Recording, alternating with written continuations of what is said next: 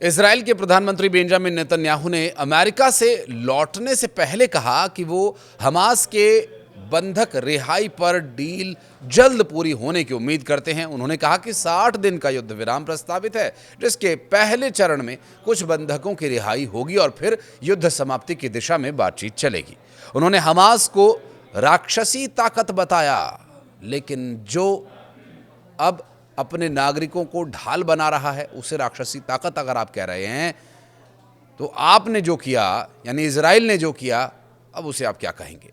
नमस्कार, मैं हूं आशीष त्रिपाठी आपके साथ। गुरुवार को मध्य गजा के दीर अल बलाह शहर में एक स्वास्थ्य केंद्र के बाहर मदद का इंतजार कर रहे लोगों पर इजराइल का हमला हुआ।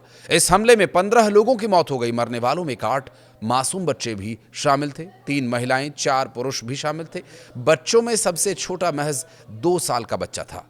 पिछले 24 घंटों में अब तक 82 लोगों की जान जा चुकी है और यह हमला उस वक्त हुआ जब लोग एक अमेरिकी एनजीओ प्रोजेक्ट होप की हेल्थ क्लिनिक के बाहर लाइन में लगे हुए थे और इस क्लिनिक में कुपोषित, संक्रमित और अन्य मरीजों का इलाज होता है। एनजीओ के प्रमुख रबीह तुर्बे ने बताया कि क्लिनिक की लोकेशन इजरायली सेना को पहले ही दे दी गई थी, फिर भी हमला हुआ।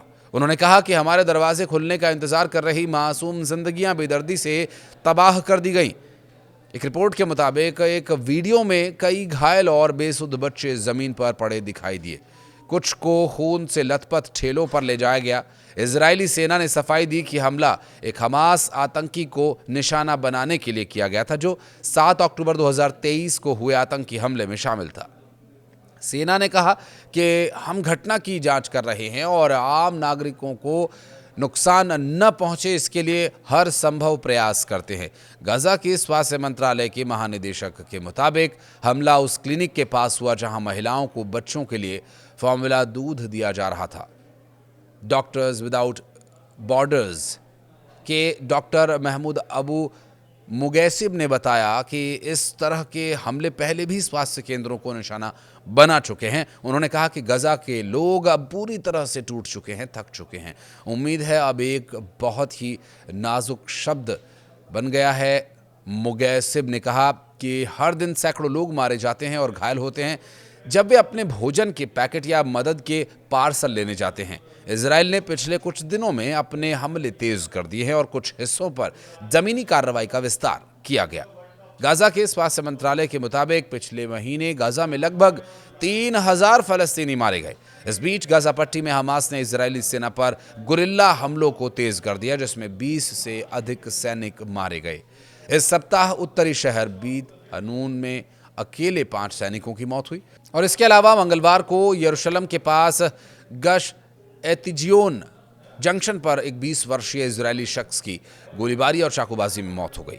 इस हमले को अंजाम देने वाले दोनों फलस्तीनी पीए पुलिसकर्मी थे और लाल सागर में 2 जहाज़ों को डुबोने और मिसाइली हमलों के बाद इजराइल ने अमेरिका से अपील की है कि वो हूतियों के खिलाफ फिर से सैन्य कार्रवाई शुरू करे। हूती नेता अब्दुल मलिक अल हौती ने धमकी दी है कि गजा पर हमले बंद न होने तक इजराइल से जुड़े जहाज़ों को निशाना बनाना जारी रहेगा। जर्मनी ने भी ईरान से अपील की है कि वो हूतियों पर लगाम लगाए। इससे पहले हूतियों ने 2 जहाज़ों को डुबोया और उनके वीडियोस जारी किए। इजरायली अधिकारियों का मानना यह है कि अमेरिका की ओर से हाल ही में निशाना बनाए गए ईरान के इस्फहान परमाणु केंद्र में गहराई में दबा समृद्ध यूरेनियम अभी भी सुरक्षित हो सकता है। हालांकि यहां तक पहुंचना ईरान के लिए बेहद मुश्किल होगा। दूसरी ओर अमेरिकी रक्षा एजेंसीज को अभी तक ये स्पष्ट नहीं है कि उनके बनाए गए बंकर बस्टर बॉम्ब्स लक्ष्य तक पहुंच पाए या नहीं पहुंच पाए।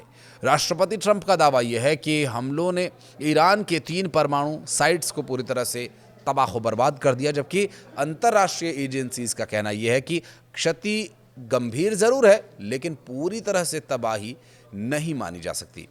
हालांकि इससे पहले इजराइल के रक्षा मंत्री इजराइल काट्ज ने गुरुवार को कहा कि अगर तेहरान से इजराइल को धमकी मिली तो ईरान पर फिर से हमला करेगा। काट्ज के कार्यालय से जारी एक बयान में कहा गया कि तेहरान, तबरीज, इस्फहान और चाहे जहां भी आप इजराइल को धमकी देना या नुकसान पहुंचाना सोच रहे हो या प्रयास कर रहे हो, वहां इजराइल का लंबा हाथ आप तक पहुंच जाएगा।